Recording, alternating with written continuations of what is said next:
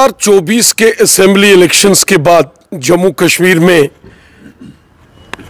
उमर अब्दुल्ला साहब की सरकार बनी है और उन्होंने कांग्रेस के साथ कोलिशन करके सरकार बनाई थी।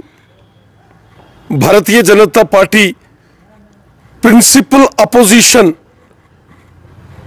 पार्टी है जम्मू कश्मीर के अंदर। बीजेपी का जो अपोजिशन में रोल होता है कि अगर सरकार कहीं कुछ गलत कर रही है या सरकार लोगों की बात नहीं सुन रही, तो उन चीजों को लोगों की आवाज बन के असेंबली के अंदर और असेंबली के बाहर आवाज उठाना भारतीय जनता पार्टी बाखूबी जम्मू कश्मीर की आवाम की बात कर रही है। जम्मू कश्मीर के आम लोगों की बात, गरीबों, मस्कीनों, ज़ईफ़ों, हर शख्स की बात भारतीय जनता पार्टी असेंबली के अंदर और असेंबली के बाहर कर रही है। अब रही बात कोलिशन करने की, तो मुझे नहीं लगता कि श्री उमर अब्दुल्ला साहब को इस प्रकार का कोई बयान देना चाहिए। वो यहां इलेक्टेड चीफ मिनिस्टर हैं और कई बार भारतीय जनता पार्टी ने इस बात को दोहराया है कि हम यहां अपोजिशन में हैं। प्रिंसिपल अपोजिशन पॉलिटिकल पार्टी है भारतीय जनता पार्टी, और उनको तो कोलिशन की जरूरत ही नहीं है। उनके पास अपने 50 से ऊपर एमएलएज हैं। कोलिशन की जरूरत तब पड़ेगी उमर अब्दुल्ला साहब को जब उनके नंबर कम हो, जब उनके अपने एमएलएज 50 के ऊपर हैं, कंफर्टेबल मेजॉरिटी के साथ उनकी यहां हुकूमत चल रही है और 1 साल अब इस हुकूमत को हो रहा है। तो ऐसे वक्त इस बात को कहना कि यहां कोलिशन किसके साथ होगा, किसके साथ नहीं होगा, उसके कोई बहुत ज्यादा मायने नहीं है।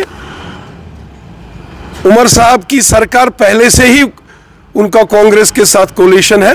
अलायंस में उन्होंने इलेक्शन लड़ा था और बीजेपी तो उनके खिलाफ इलेक्शन लड़के जो है हमारे 29 एमएलए जीते थे। इसलिए कोलिशन का, गठजोड़ का कोई सवाल ही नहीं बनता है। उनके ये कहने का मतलब था कि बीजेपी चाहती है कि वो यहाँ पर सरकार बने, तभी वो स्टेटहुड वापस यहाँ पर दे सकते हैं। उनके ये कहने का मतलब था कि अलायंस नहीं करूँगा, रिजाइन करूँगा। रही बात जम्मू कश्मीर में स्टेटहुड की, तो जम्मू कश्मीर का स्टेटहुड कई बार इसका जिक्र जो है वो पहले से भी हुआ है। जम्मू कश्मीर की परिस्थितियां हम जानते हैं कि एक बॉर्डर स्टेट होने के कारण, एलओसी के साथ एक ज्यादातर क्षेत्र होने के कारण और पिछले 30-40 सालों में डिस्टर्बेंस रहने के कारण यहां के अवाम को बहुत तकलीफों का, परेशानियों का सामना करना पड़ा।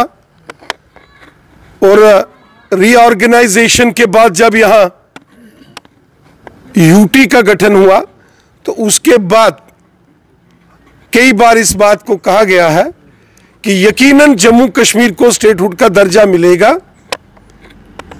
कुछ सियासतदान सियासी नुक्ते नजर से बात करते हैं, अच्छी बात है, लेकिन बॉर्डर स्टेट होने के कारण, यहां सिक्योरिटी थ्रेट्स होने के कारण शायद जो